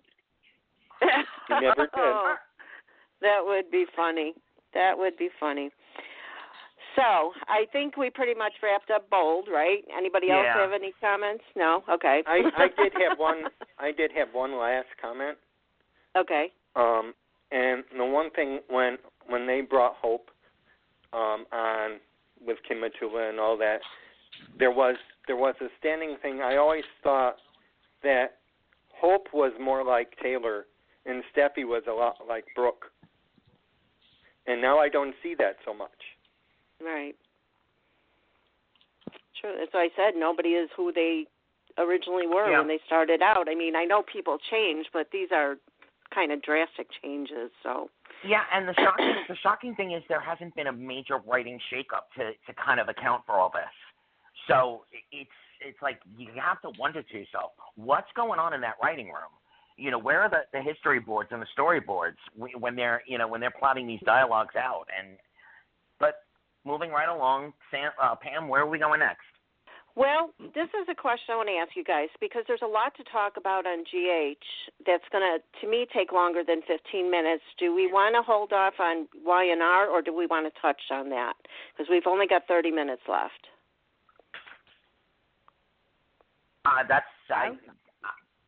I'm okay with shelving it till our next show. Okay. And by then, there's going to be some explosive stuff to talk about. The storyline's moving forward in the next 2 weeks on Y&R. significantly as well.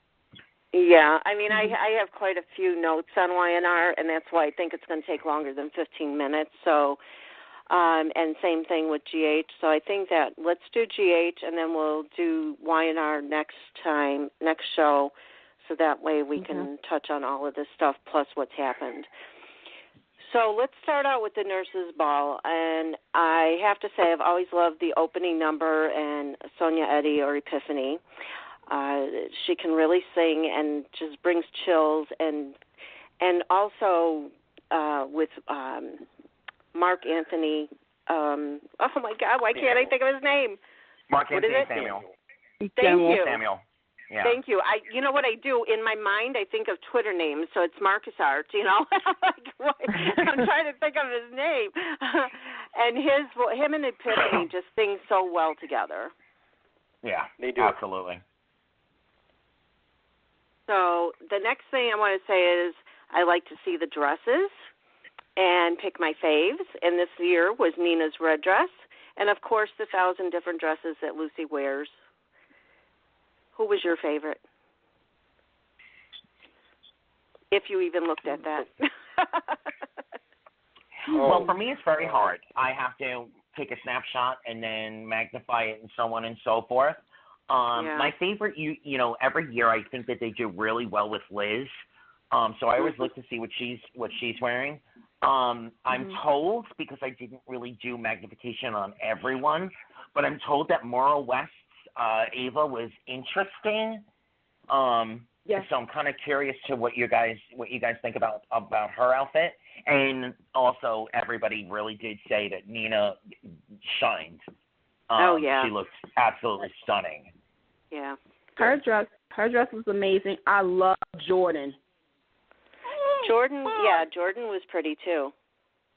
It was so pretty. Everybody's dress was good. I even like Lulu's, which was I know Emmy was printed, but the color was right on Emmy on Lulu this year. That pink, I couldn't last year. You like Lulu's Moo? Okay. No, I didn't. No, I mean, I did like everybody's dress except for one person in particular, and I'm mad about this. But do tell. I did not like Sam's dress. I didn't either. Okay. First and foremost, happy birthday, Kelly Monaco. Okay, here's the deal. Okay, we know Kelly is a small petite. Okay, so GH wardrobe people, help me out here. Why would you dress that girl up into like something I could see at carpet fair or something like that? The dress itself was the right color. That matches her skin tone perfect. But all that fringe and the extra material could have been a strapless or even a strapped dress with a split on the side, and it would have been fun. That sheer material between her boob area, that wasn't called for. I really was looking at that dress and I was just like, why? Why? If Joan Rivers was alive and she saw that, and they did if Joan Rivers got rest her soul, if they did like a Nurses Ball Fashion Police episode, I'm pretty sure she would say something really bad. I couldn't with that dress. I'm like, are you serious? There was one part where it looked like she was having trouble breathing. I'm like, I didn't notice it that much, but when I see fashion, I'm just like, I really got irritated. I don't know about you guys. I got really irritated. I was like, they put this girl. Last year it was Lulu. Then I was like, why? Why must they do this? Like, why? Why? I don't know. Maybe they ran out of things to choose from, but it just, I guess everybody can't stand out in what we think. Well, let's put it this way. What we don't think is appropriate for that person, they think so. Otherwise, they probably wouldn't have put her in it. So, everybody has different tastes. That's all. I was going to say they probably could do some of the guys, because I know Billy Miller has said it, that he sometimes brings his own wardrobe from home and wear it on the set. So I'm like, Kelly has some dresses. I'm pretty sure so. But yeah, you're right on that. Yeah. And I think we can all agree another favorite is the Milo dance number. Hello, where was it? Did I miss it? You did not miss it. It wasn't on. You did not miss it. I'm heartbroken. I am absolutely heartbroken as well, but at least they gave us some Chase with Chase. All right, that was my next thing. Yes, that was my next thing. I'm in love with the new Detective Chase. Sexy, and he can sing, and he can move, and bring me some more. He has a background in. He has a background in dance. The actor does. There's a famous song, Save a Horse, Ride a Cowboy. I kept thinking to myself, save some gas and ride a detective. You know what?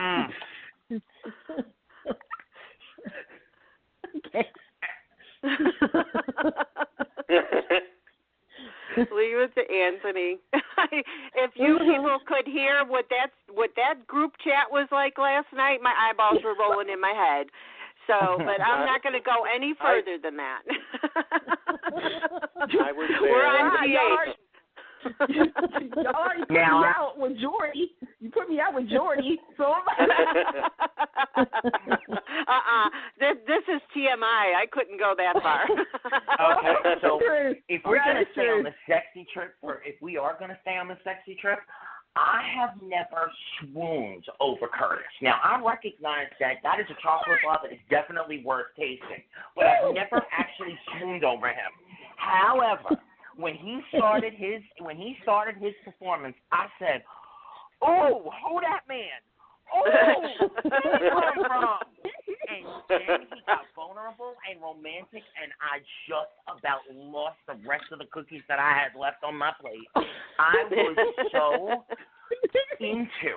I was on the edge of the couch. I was so into it. The vulnerability in his voice, the shaman-ness of him coming through as he was speaking. I was like, oh, I know. Oh, darling, Daddy, that's Godiva. The magic is already happening. That's Godiva. Yeah, it's all in the voice. It's all in the voice.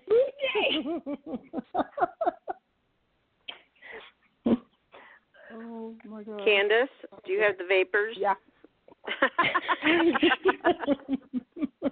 You know what's so funny is that I agree. Curtis, I got to give it to him because that was the one time that I kind of did a double take too. I was like, good Lord. Like, okay, all right. But you said Shamar Moorness. Now, that is high standard. Right, that is high standard right there.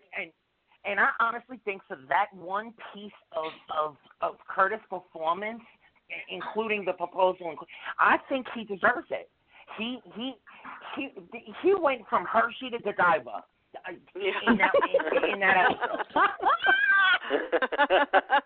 Okay, stop drooling, man. Stop drooling. Hey, Candace, hand over your bib to Anthony. Right, there you go. All right, and now I have to ask the burning question.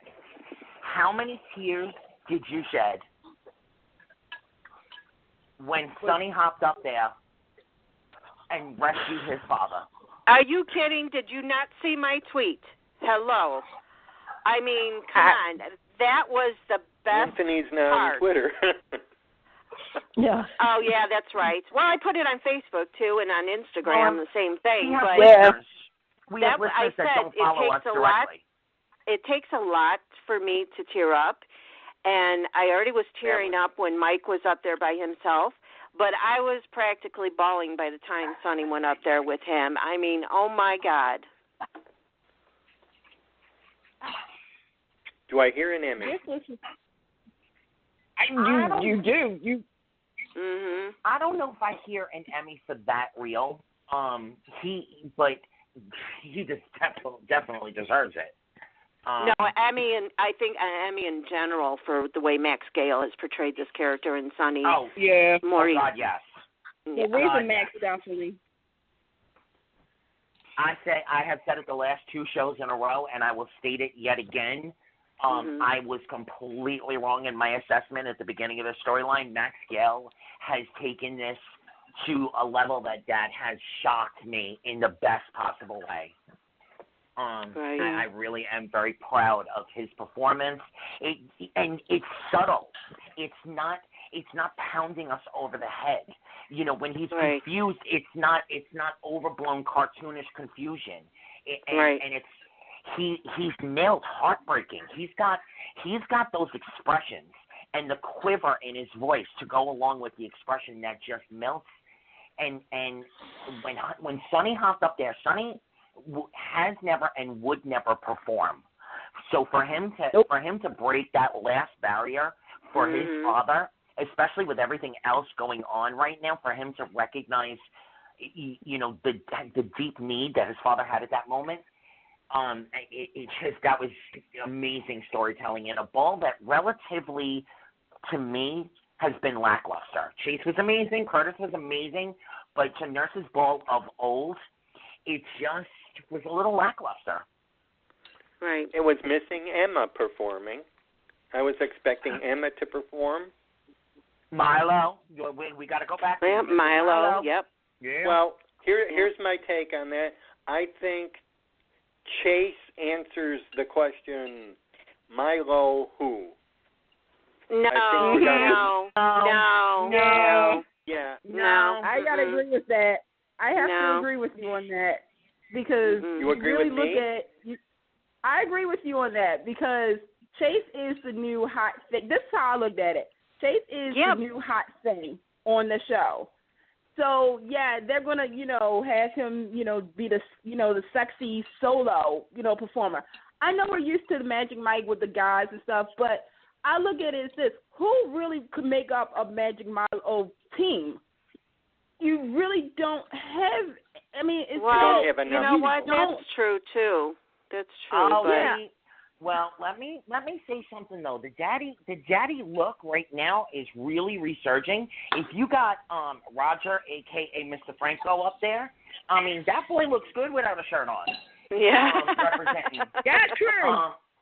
Dante could definitely represent. You know, we could definitely build a number for sure. Right. Yeah. Well, and the only reason I disagree is because I think it could have been both. We could have given Detective Chase his solo moment, but we could have also did a Magic Mike or Milo or whatever you call it. Mm-hmm. We could have even done a Sexy Nurses meets the cops kind of thing. You know, it did. Right. It was somewhat lackluster, honestly. Yeah. Right. But I still have to say that I give General Hospital kudos for doing it because not only, you know, that they all give us something new to watch during the Nurses Ball with the entertainment that they, you know, the people singing that don't normally sing and, you know, because they don't walk through General Hospital singing and dancing, but also to continue to bring awareness to AIDS and HIV, but also included that Alzheimer's storyline. Yeah. They covered a lot. Yeah. You know, General Hospital's always been the social relevant storyteller. You know, and they've had some phenomenal highs and some really bad lows in telling some of the socially relevant storylines. You know, that whole, you know, the whole, if we want to, debacle of the Shriners, you know, we can definitely point out some highs and lows. But the Nurses Ball, for the most part, has been consistently its shining moment as far as highlighting something that, quite frankly, will never be eradicated, and it's been relegated to the back burner for, you know, quite a few years now. It's just not in vogue anymore to be interested in AIDS and HIV research and prevention and protection. So kudos to General Hospital for keeping that tradition alive. Right. You know, and on that note, Pam, how does your face look today? Have you tried your Olay from your swag bag? Oh my God, was that not the biggest cheesy moment of the world? I mean, come on. That was not even acted well. I'm sorry. You'll see it all over my face tomorrow. I almost fell off the couch again in the quite opposite way. I almost fell backwards over the couch. I was like, they didn't just do that. Oh my God. Halfway through it, I was like, no. That was like an I love Lucy 50s product. It was so bad. No. You know what that reminded me of? For those who remember Gone Light, you remember the V8 situation? They had the one character, Ashley, drinking a V8, and she actually said the whole motto of V8. I'm like, are you serious? Like holding a V8 bottle, and oh my gosh, I remember that. But yeah, that's it. I was like, wow. Like, I mean, I can understand the product placement, because they try to do that so that they have their advertisers and, keep their advertisers and get more money and so on and so forth. But they could have did that a little bit better. I mean, just going through the swag and seeing, Olay, I love this. This is my favorite or something. So cool that they gave that to us this year. Something like that. But, I mean, come on. They could have been really creative and had something happen to Ava's face where that she was like freaking out that the scar was going to come through or something, and they played with the Olay and they redid her makeup. They could have been so creative about it. And they just... Exactly. Yeah. Now, speaking of Ava, hello, that song fit her to a T. Oh, my God. Candice, I'm striking up the music now.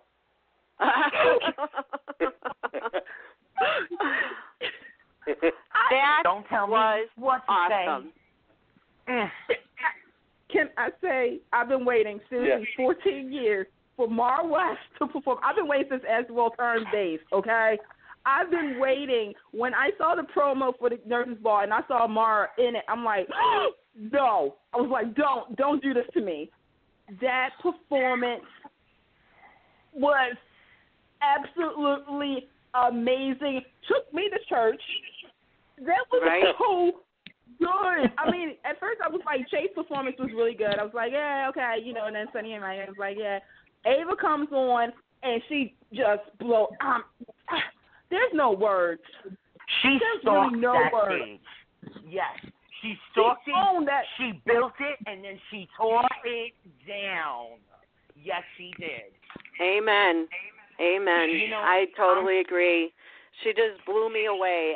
I've never seen her sing before, so I was like, wow. That's why I said, like, I've been waiting 14 years. When Martha Byrne had the St. Jude event in New York City, when Martha was at the lunches, I've been waiting, seriously, 14 years, and that's possible that us to do a lot of good payoff. That was the best payoff ever with Mara West performance. Did Morris sing at St. Jude? Huh? Did Morris sing at St. Jude event? No. She was there, but and they tried to get her to sing because Michael Park would be singing some Barry Manilow, and I would be there, and she would just be like in the corner dancing, but. No, that's why I said, like, seriously, like, I'm actually, like, really happy that she did it this year. Like, I thought that was the best payoff, was to have Ava Jerome be the Beyonce and dominate that whole stage, and the people's faces, the reactions, Bobby's face. But let's talk about Finn's reaction. Do tell Pam. Or not Finn. What's his name? Griffin's reaction. Oh, I mean, I swear I didn't see that coming. What, that he would be like that with her? Yes. That he was so upset by a song. I mean, we get, where she's coming from, what you don't own me, but you don't always get that the characters are going to get that. You know what I mean? Yeah. I'm not shocked by the reaction. Honestly, I think they did a pretty good job at building it up. For the breakup moment, I think that they did it pretty good. It didn't come out of left field, which is always fun too. Left field is fun, but it wasn't. That also kind of came about genetically, organically. Between the disagreement over how she used the custody stuff, over, you know, her looking into his private information, over her weirdness with his, right. you know, and I agree with all of that. It just struck me as so strange that it would come from, like, that reaction would come from a song she sung for the nurses' ball. That's all. You know, sometimes there is the straw that breaks the camel's back moment in life. On that one, you know, you kind of don't expect Griffin to. He's a priest. He's a doctor. He's the ultimate good boy. You don't expect him to have a deep down, you know, dark emotion. You know, not dark and twisted, but just dark. You know what I mean? You would expect him to say, "Oh, sweetie, it's not you, it's me. It's not working out. We're in two different places." You know, to give him that kind of raw moment, fleshed out the character a little bit, I think, and it was well needed. Yeah. It just surprised me. That's all. And the reason I said Finn is because I'm looking at another note that I brought up. You guys need to clue me in, because when I was watching GH that day, it got broke into by, I think it was the Texas shooting, and so, or something was announced, and all I saw was Finn was holding Anna, you know, after she was telling him about her son, I think. What happened there? Okay, well, the classic diversion. She never fully got to tell him about her son. He basically put it all on the line and told her he never stopped having feelings for her. It's time to stop dancing and look at it directly in the best Finn way possible. It was Michael Easton at his absolute best. He was vulnerable.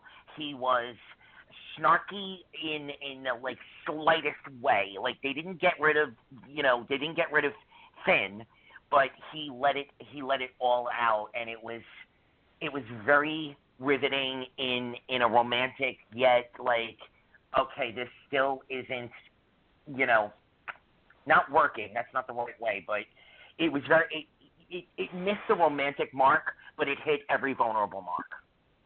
Oh, see, now I'm going to have to go back and watch that on demand, because I was really getting into it, and then all of a sudden it broke, you know, the news broke, and I was like, okay, now what? So I'm going to have to go back and watch that. They're still in build-up mode for us. There's another explosive scene coming when they finally both just give into it. Anna only halfway gave into it. You know, she didn't fully let go. She definitely, you know, unfortunately, she had too many other things on her mind, I think, to recognize the importance of what he was giving her in that moment, which plays well into keeping us panting, because we want it, and we want it bad at this point. I mean, it's Michael Easton. Who wouldn't want it bad at any moment? But that's besides the point. Yeah. I have to agree there. Yeah, definitely have to agree there.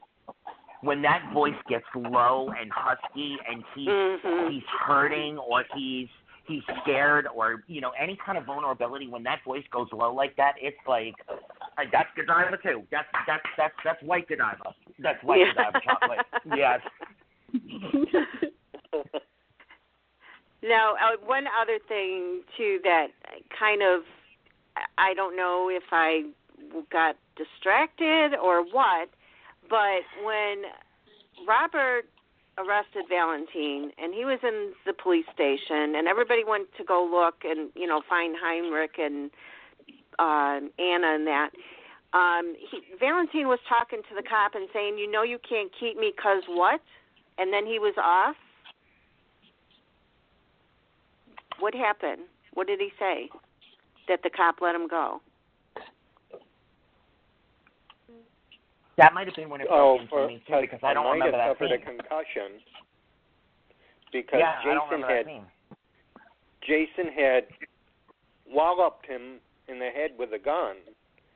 So it says you don't want me to fall out on your watch, do you? That's what? Oh, okay. Oh, okay. Okay. All right. So, yeah, I missed that one You wanted medical care. Okay. All right. Okay. Okay, And, okay, go ahead, Anthony. What was Jocelyn and Oscar? Mind you, I am loving him. He's definitely growing into the role, but that's besides the point. What was that? What do you mean, Anyone? what was it? It was bad. It was really bad. Oh, their song? Yeah. Oh, I didn't think so. No? No. I mean, I feel you on that one because every time I see him, I keep saying he should be Cameron. He should be Cameron. It should be Jocelyn and Cameron, not Jocelyn and Oscar. It's supposed to be Cameron. They're locked up again in Grandma Audrey's attic. It's amazing how they they only get to see the sun about 3 times a year. It's kind of scary. I could have sworn they should have been at the nurses' ball, considering. Right. Well, we're down to 4 minutes, and I don't know about you guys, but that scene where Anna tells Peter that she's his mother, and they're both like tearing up, and he's like in denial, and everybody's standing there watching. That to me was a fantastic scene. Yeah, I think that's her. Marie said, "You're not my mother. You're just the bitch that gave me away." Right. Yep. That was a powerful line. Yep. Yeah. I've been waiting for this to come out, and it's finally out, and now I can't wait to see where it goes. And I could be wrong, but I have a strong feeling that, Peter's not going to go away, or Heinrich, or whatever you want to call him. And I'm hoping not, because I actually love the actor. I think he's doing a phenomenal job. I do too. Yeah. I like Wes, but I think the character is just, I don't know. I'm still in the 50-50. I like Wes, I really do. The character, give me a month. I really like James Patrick Stewart, but I'm so over the Valentine character. Unless they really surprise us with something in the next coming weeks, I feel like that character's run its course before Peter. Peter Heinrich definitely has quite a bit of business that he can attend to in Port Charles. Yeah, I mean, how many times is Nina going to forgive him, and how is he going to redeem himself this time? And, we've seen that several times now, so I'm not sure either where this is going to go with Valentine. On that note, I would like to just put my nomination in for Maxie's baby name to be Nathan Mac Damian West. Thank you. Yep. Yes. Amen. Totally. Did you see Ryan Pavey, what he tweeted? I did. I've seen a whole bunch of posts about it. I did not get to actually click it on. So what did he actually say? So when the baby was born, it was Nathan. It was Ryan S. Nathan from the grave saying, "I really wish that I could be there to teach you all the things in life. The world is scary, but make a promise that you'll take care of your mother, and your mother loves you, and I'll be watching." It was like, first of all, Ryan didn't have to do that. I just want everybody to know that Ryan did not have to do that.